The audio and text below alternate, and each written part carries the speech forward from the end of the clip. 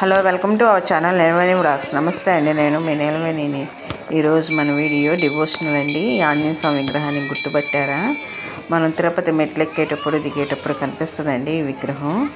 ఆ విగ్రహమేనండి. ఇక్కడ నేను ఒకటి అనుకున్నాను, ఆ పని నెరవేరితే ఇట్లా చేస్తానని.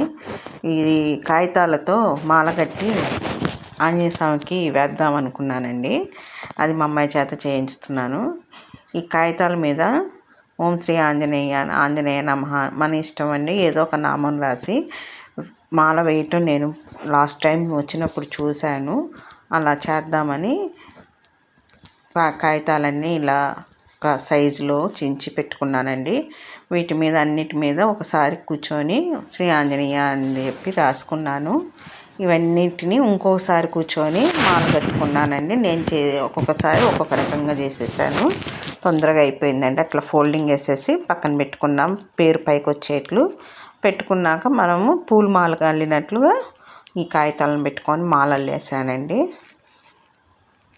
చూస్తున్నారు కదా ఎంత ఫాస్ట్గా కట్టేసుకోవచ్చు. ఆ మాలని మా అమ్మాయి చేత వేయించుతున్నానండి.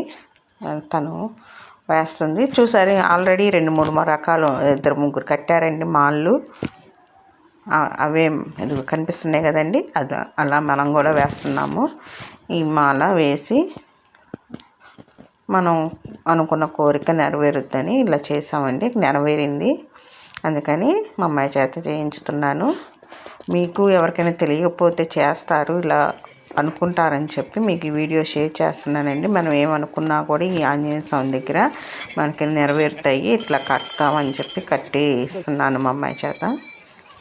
నెక్స్ట్ ఇక్కడ గంటలు కూడా ఎదుగుండి, గంటలు కనిపిస్తున్నాయి కదా, అక్కడ అమ్ముతారు. ఏదైనా కోరిక కోరుకొని ఆ గంటలు కూడా కడతారంట.